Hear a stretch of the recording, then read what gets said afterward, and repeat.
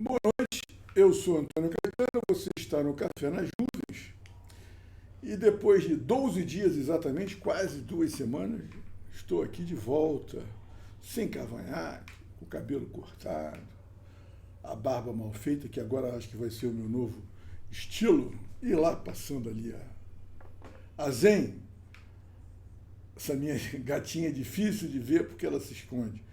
Enfim, passei esse tempo meio sem gravar nada, sem escrever nada, porque bom, tem alguns motivos, né? Uns já foram apontados lá atrás. Eu estava muito empolgado com a história da filosofia grega e romana ah lá, Zen de novo, do Giovanni Reale, né? Aí tinha mergulhado em Platão, depois Aristóteles. O livro seguinte é aquele período que, para o meu interesse, é muito fraco, que é o período do Império Romano, que corresponde mais ou menos à filosofia do Império Romano, a filosofia do mundo helênico, né? De quem o Império Romano se considera o herdeiro e o responsável pela implantação, né? Assim, os romanos, mais do que romanos, acho que eles se consideravam, confiram sempre essas coisas que eu digo, mas acho que eles se consideravam mais helênicos do que propriamente romanos, vamos dizer assim. Romanos, vamos dizer assim, seria uma identidade jurídica, vamos chamar assim, né? Mas o romano, pessoa física, ele se considerava um helênico. E de fato, né? Quem consolida essa ideia são os romanos. Mas, enfim, não é um período assim que me agrade muito, né? Porque os meus interesses não são contemplados nesse período. Né? Aí fiquei meio desanimado, relaxei um pouco na leitura, meio que fui tentado a buscar outras leituras. Eu estou querendo ler uns clássicos.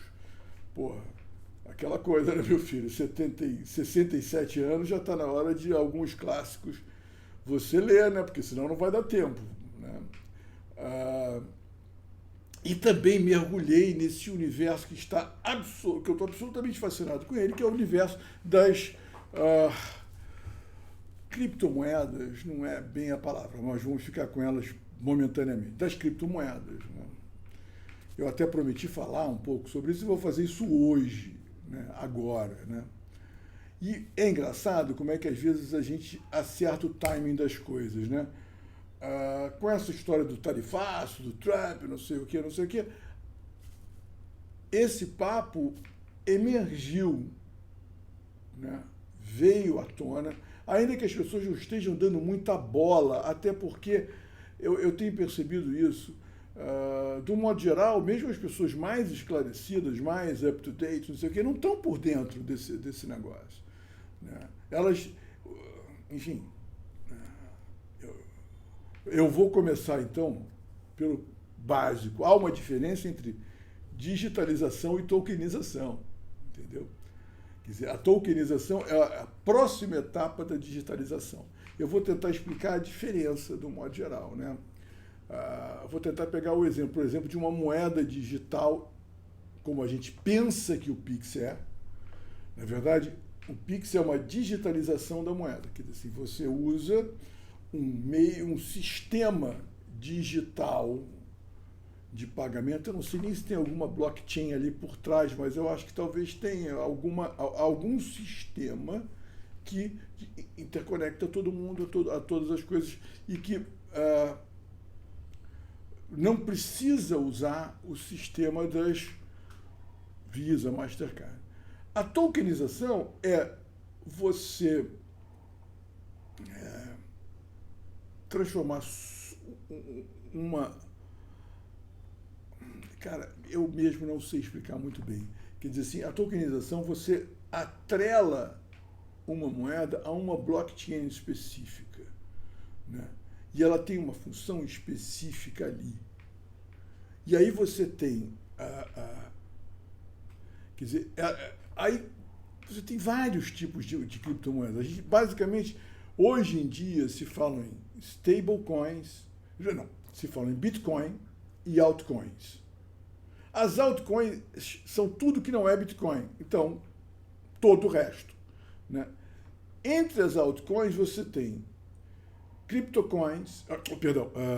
stablecoins, que são moedas que estão não estão, acho que, necessariamente associadas a uma blockchain, e a governança dessas moedas é mais centralizada, se não me engano. Tá? E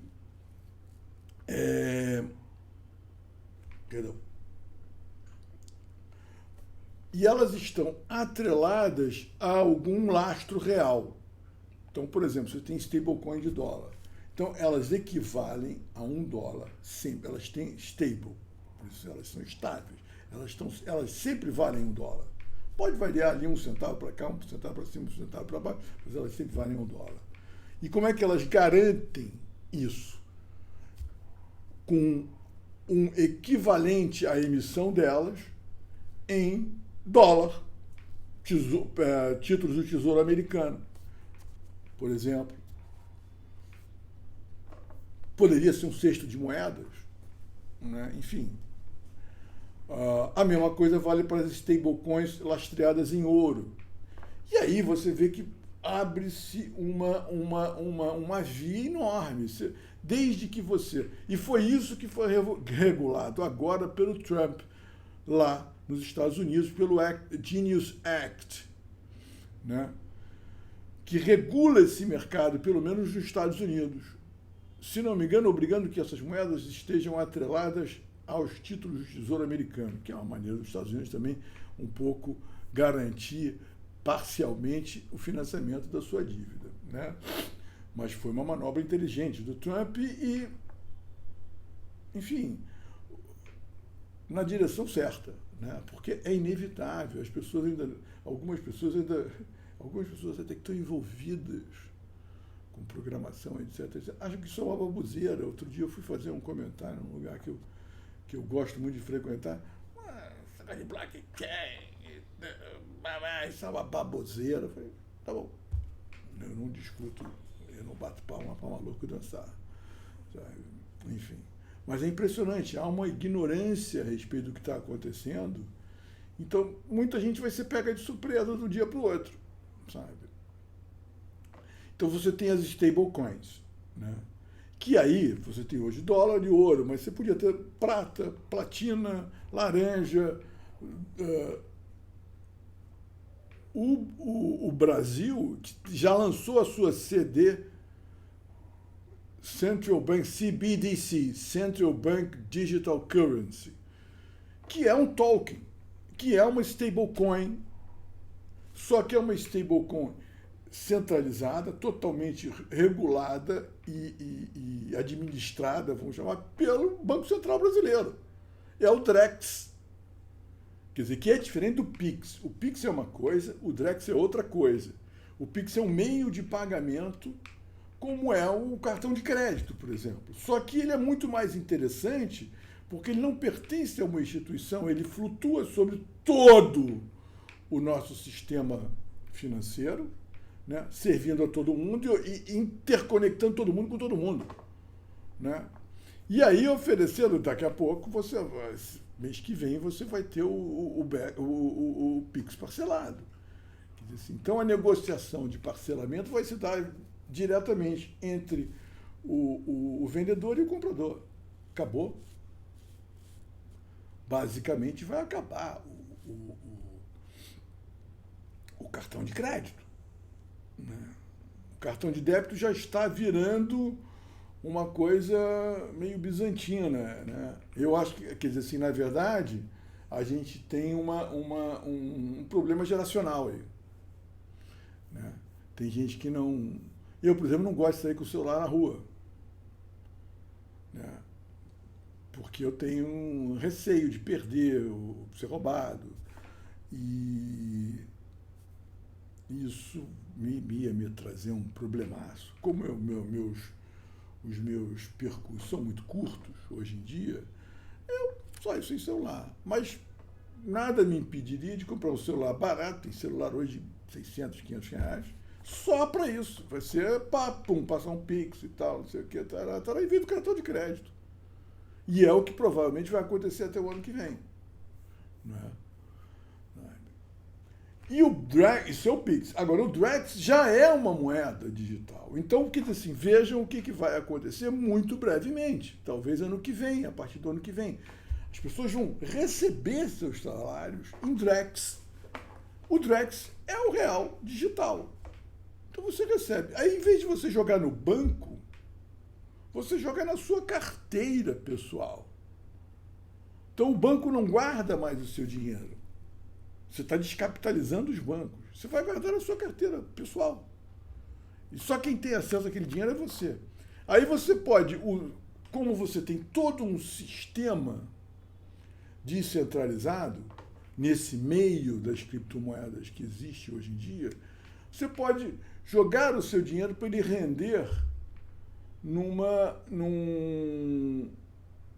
em stake, em diferentes staking pools, enfim, quer dizer, são pool é piscina, né? Quer dizer, staking pools, você joga o dinheiro lá, na verdade é como se fosse um CDB remunerado com liquidez diária, né?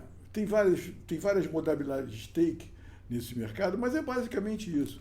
É como se fosse um CDB. Só que você vai escolher isso, você vai se livrar do banco. Você vai gerir sua própria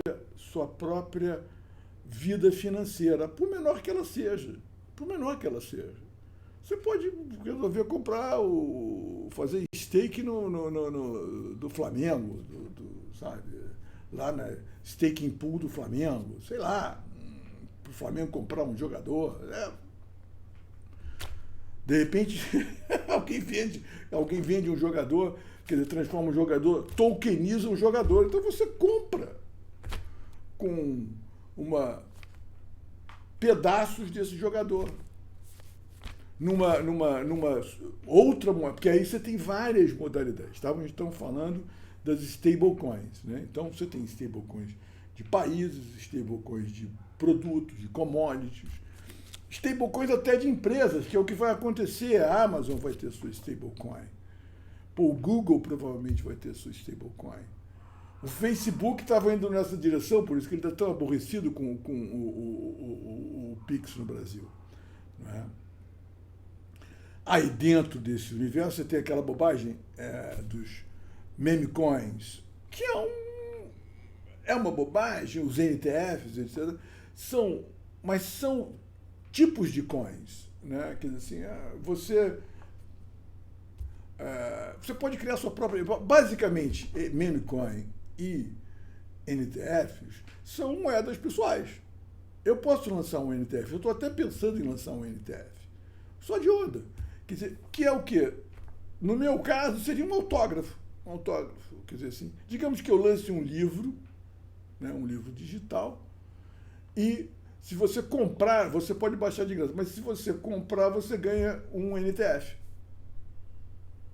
Aí você paga R$20 e eu mando um NTF para você, e aí eu estabeleço, só existem 1000 desses NTF. Então você vai ganhar um autógrafo, sabe? Relativo àquele lançamento daquele livro do Antônio Caetano, que ninguém sabe quem é. E se soubesse o que saberia, como diria Fernando Pessoa.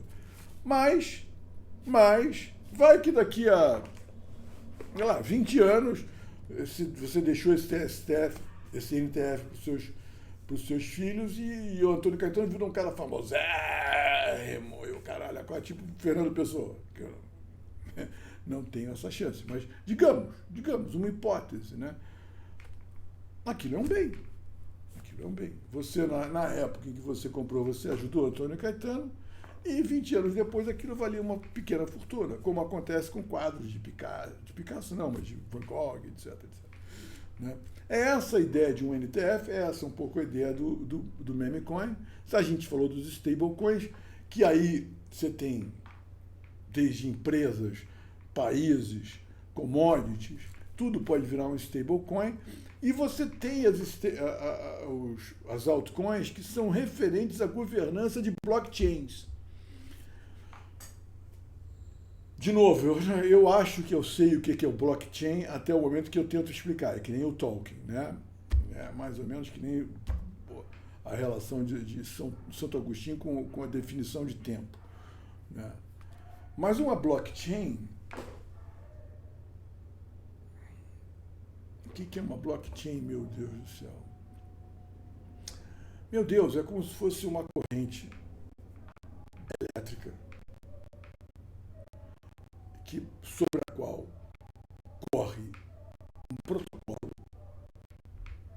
que foi criado por alguém. E dentro desse protocolo, por meio desse protocolo, se realizam todos os tipos de transações possíveis que são fechadas em o que a gente chama de smart contracts, contratos inteligentes, né? Então você pode, imagine então isso como uma via, né? Uma via elétrica, correndo para lá e para cá, absolutamente simultâneo, quer dizer, para lá e para cá, para uma velocidade tal que você não sabe se ela está subindo ou se está descendo. Sobre essa via corre um protocolo que é como eles chamam, tem no livro Razão, livro, não é bem livro Caixa, é livro Razão, onde você precisa registrar as entradas e saídas, registrar a entrada e registrar a saída, de tal modo que aí você cria um bloco que é um contrato. Pá! Então, ali, esses contratos podem ser contratos de todo tipo que você pode imaginar, desde a locação do imóvel até um empréstimo pessoal de duas pessoas, passando por sei lá, qualquer tipo de relação contratual, como são todas as relações que a gente estabelece, quando você compra Por isso que eu me pergunto, será que o Pix não é uma blockchain? Não sei. Quando você compra um produto, é um contrato. Quando você compra um produto na internet, você está fechando um contrato. O cara que você pagou se estabeleceu que ele vai mandar para você aquele produto. O cartão de crédito estabeleceu que você vai mandar o dinheiro, porque ele, cartão de crédito, vai mandar o seu dinheiro para aquele cara que, por sua vez, vai mandar o produto para você através de não sei. Então, você vê a quantidade de contratos tem uma única venda. E se você parcelar essa venda, tem mais contratos. Então, todos esses contratos vão ser fechados dentro de uma blockchain. O que a blockchain tem de excepcional? Ela é muito veloz. E ela abole os intermediários. As relações se dão diretamente entre as pessoas. Não há necessidade, por exemplo, no caso aqui, não haveria necessidade do cartão. No caso da locação do imóvel, não haveria necessidade do cartório. Ou pelo menos do cartório como a gente entende hoje, né? É claro que talvez no Brasil se crie alguma lei para proteger os cartórios, né? Assim, pelo menos, aí eles se digitalizam, mas continuarão existindo, ora bolas. Mas, enfim, entenda, o que se ganha com as blockchains? Velocidade e, como é que chama?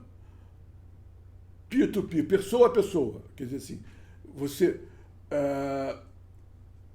não há mais intermediário, não há mais terceiros. Terceiro excluso, como diria Aristóteles, né? Quer dizer, você só tem um e outro, 1 e 2, 0 e 1 e acabou, não tem mais ninguém no meio, acabou o intermediário.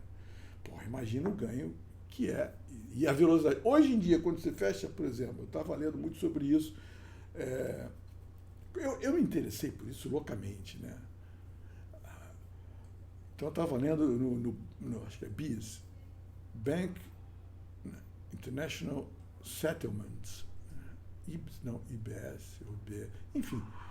E hoje em dia você fecha um negócio com a China, por exemplo, aqui eu, dono de uma empresa brasileira, fecha um negócio com a China de importação, de exportação, isso demora 2 dias.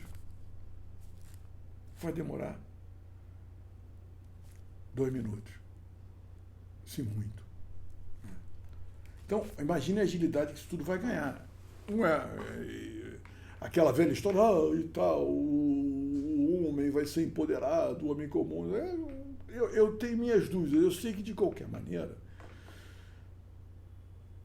os reflexos disso na vida cotidiana das pessoas comuns são muito grandes. Quer dizer, você vê, por exemplo, você recebe seu salário em Drex e você bota na sua carteira. Acabou o banco. O banco agora tem que pedir, pelo amor de Deus, para você botar o dinheiro lá para eles ficarem ganhando dinheiro com o seu dinheiro.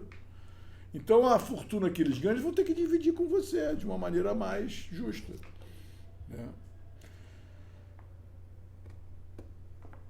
Né? Então, voltemos aqui. Né? Blockchains, estavam nas blockchains. Né? Então, você tem essa nova tecnologia.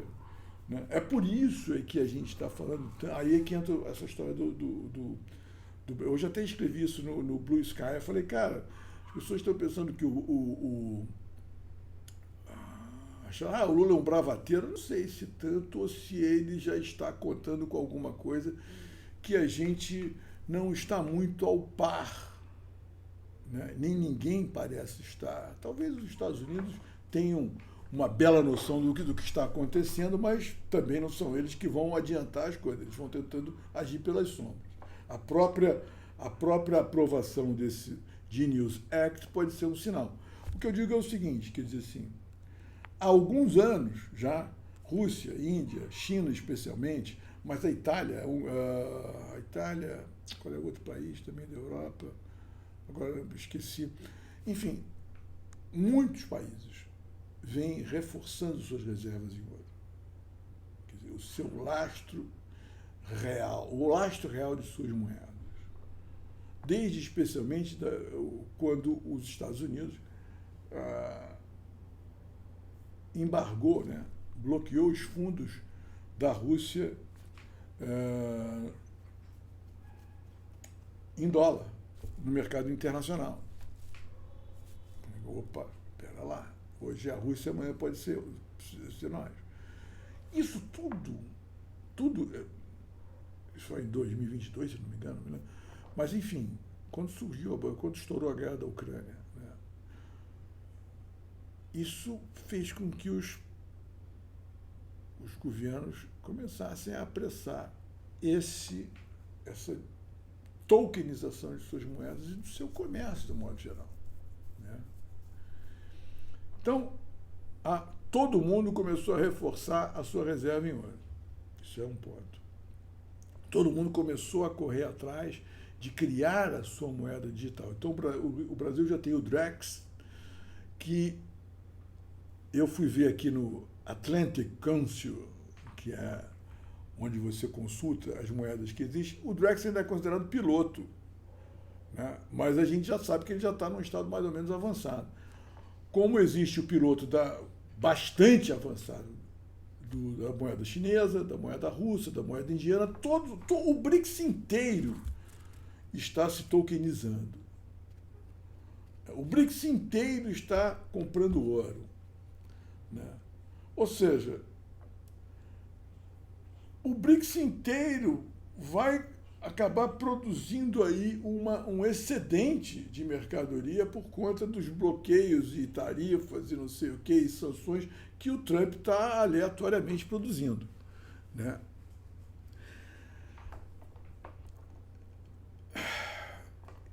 Está dado o cenário para você, vamos jogar isso tudo dentro de uma bolsa internacional.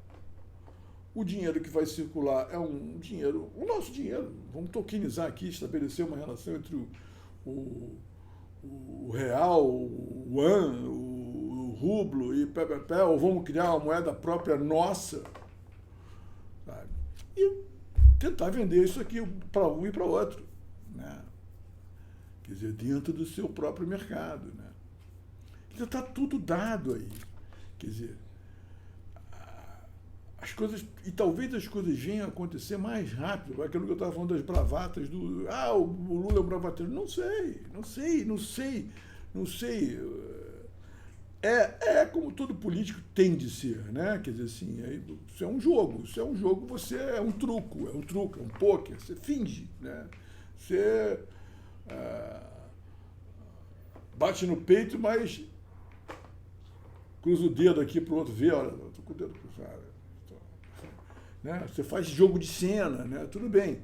Mas, não sei, talvez existam coisas que a gente não está vendo e que estão acontecendo. Se você entra para pesquisar essa cultura da tokenização, se você entra nesse mercado que eu quero dizer assim, nesse ambiente, nesse ecossistema, a coisa está pegando fogo, está todo mundo disputando espaço ali. É claro que você tem ali centenas, talvez quase mais de 1000, se não vamos dizer assim, projetos que se querem de fato sérios, né? Você tem algumas centenas de propostas de blockchain, de tokens. E quantos verão a luz do sol? Não sei, provavelmente muito poucos. Quer dizer assim. Então essa é uma aposta interessante. Mas está todo mundo brigando. E tem aí, cara, quando você começa a entender isso, né?